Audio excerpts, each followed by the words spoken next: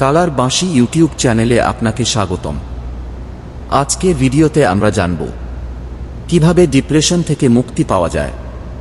Depression, হতাশা মানসিক চাপের সাথে কিভাবে সরাসরি সম্পর্কিত, বাস্তব জীবনে তা কিভাবে প্রয়োগ করবে, সবকিছু বিস্তারিতভাবে বলছি। এগুলো নিয়মিত পড়লে, চিন্তা করলে, মনে গেঁথে রাখলে আস্তে আস্তে মনের ভার কমবে, আত্মবিশ্বাস ফিরবে। আমি 6-7টা মূল শ্লোক নিয়ে গভীরভাবে যাব, যাতে বোঝা যায় গীতা কিভাবে ডিপ্রেশনের মূল কারণগুলো, ফলের আশা, সুখ দুঃখের ওঠানামা, আত্মপরিচয়ের ভুল, মনের অস্থিরতা ধরে সমাধান দেয়। চলুন শুরু করা যাক। 1. কর্মণ্যেবাধিকারস্তে। 2.47 ফলের আশা ছেড়ে দাও। কর্মণ্যেবাধিকারস্তে মা ফলেষু কদাচন। মা কর্মফল হেতুর ধূর্মাতে সঙ্গস্ত কর্মণি। তোমার অধিকার শুধু কর্ম কাজ করার ওপর, ফলের ওপর কখনো নয়। তুমি কর্মফলের কারণ হজো না, অর্থাৎ ফলের জন্য কাজ করো না, আর কর্ম না করার প্রতিও কোনো আসক্তি রেখো না। ডিপ্রেশনের 80% কারণ হলো, আমি এত চেষ্টা করলাম তবু কেন সফল হলাম না, আমার জীবন নষ্ট হয়ে গেল, সবাই এগিয়ে গেল, আমি পিছিয়ে পড়লাম। এই চিন্তা ফলের আশা থেকে আসে। কৃষ্ণ বলছেন, ফল তোমার হাতে নেই, তুমি শুধু তোমার অংশটা ঠিকমতো করো, পড়াশোনা, চাকরি খোঁজা, পরিবারের দেখাশোনা, নিজের যত্ন নেওয়া। ফল যা হবে ভগবানের ইচ্ছায় হবে। সকালে উঠে বলো, আজ আমি শুধু আজকের কাজগুলো ভালো করে করব, ফল নিয়ে ভাবব না। চাকরির ইন্টারভিউ দিলে ফল নিয়ে রাত জেগে চিন্তা না করে বলো, আমি যা পারি করেছি, বাকিটা কৃষ্ণ দেখবেন। এতে এনজাইটি কমে, কারণ চাপটা ফল থেকে সরে কর্মে চলে আসে। অনেকে এই একটা শ্লোক দিয়েই ডিপ্রেশন থেকে বেরিয়েছে। 2. মাত্রাস্পর্শাস্তু। 2.14 সুখ দুঃখ অনিত্য। মাত্রাস্পর্শাস্তু কৌন্তে শীতোষ্ণ সুখ দুঃখদা। আগমাপাইন নিত্যাস্তাং স্থিতিক্ষস্য ভারত। অর্থাৎ, হে কুন্তিপুত্র, ইন্দ্রিয় আর বিষয়ের স্পর্শ থেকে সুখ দুঃখ আসে। এগুলো শীতোষ্ণের মতো আসে, অনিত্য, অস্থায়ী। তাই হে ভরতবংশীয়, এগুলো সহ্য করো। ডিপ্রেশনে মনে হয় এই কষ্ট চিরকাল থাকবে, আমি আর কখনো সুখী হব না। কৃষ্ণ বলছেন, না, এটা শীতের মতো। শীত আসে, কষ্ট দেয়, কিন্তু বসন্ত আসবেই। তোমার এখনকার দুঃখ একটা ঋতু। এটা তোমার সত্তার অংশ নয়, শুধু অভিজ্ঞতা। যখন খুব খারাপ লাগে, চোখ বন্ধ করে বলো, এটা শীতের মতো, আসবে আবে, আমি সহ্য করছি। ডায়েরিতে লেখো, আগের কোনো খারাপ সময় কিভাবে কেটে গিয়েছিল। এতে বিশ্বাস জন্মায় যে এটাও কাটবে। 3. নজায়তে ম্রিয়তে। 2.20 আত্মা অবিনশ্বর। নজায়তে ম্রিয়তে বা কদাচিন। নায়ং ভূত্তা ভবিতা বানভূ। অজ নিত্য শাশ্বতয়ং পুরানো। নহন্যতে হন্য মানে শরীরে। অর্থাৎ, আত্মার কখনো জন্ম হয় না, মৃত্যু হয় না।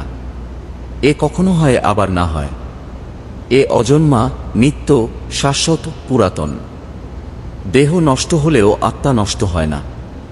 ডিপ্রেশনে মনে হয় আমি শেষ, আমার জীবনের কোনো মানে নেই, আমি অকেজো। কৃষ্ণ বলছেন, তুমি এই দেহ নও, তুমি আত্মা, চিরকালীন, অবিনাশী। এই দেহের কষ্ট, ব্যর্থতা, অসুস্থতা তোমাকে স্পর্শ করতে পারে না।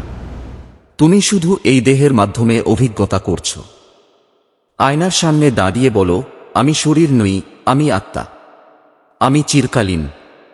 এতে আত্মসম্মান বাড়ে, আমি ফেল, এই চিন্তা কমে। 4. সর্বধর্মান পরিত্যজ্য। 18.66 সম্পূর্ণ সমর্পণ।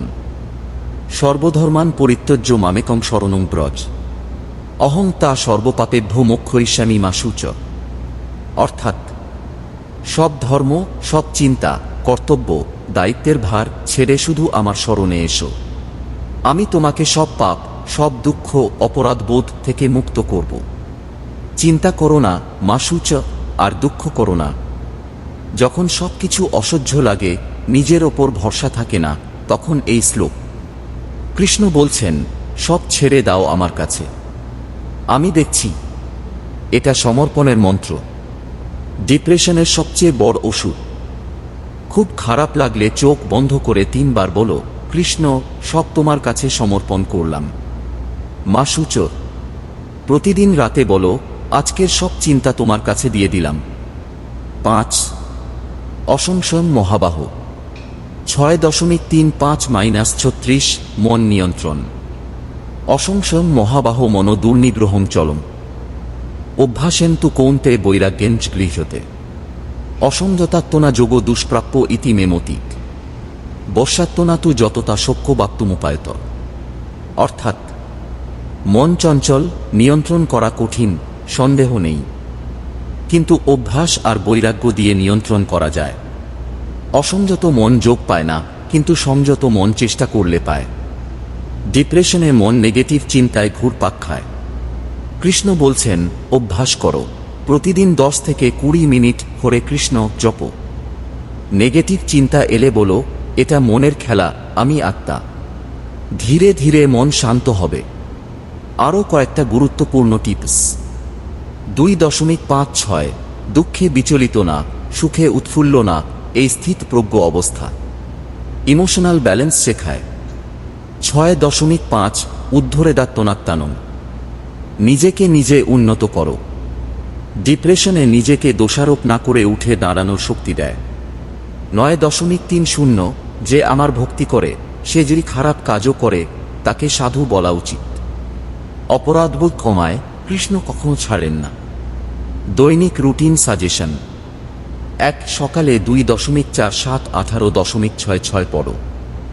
2. দিনে 108 বার হরে কৃষ্ণ জপ, যতটা পারো। 3. রাতে 2.20 পড়ে ঘুমাও। 4. খারাপ লাগলে মা সূচক বলো, তুমি একা নও, কৃষ্ণ তোমার সাথে আছেন। এই বাণীগুলো তোমার জন্যই। ধীরে ধীরে আলো আসবে। আরও কোনো শ্লোক বা অংশ বিস্তারিত চাইলে কমেন্টে বলো। জয় শ্রীকৃষ্ণ।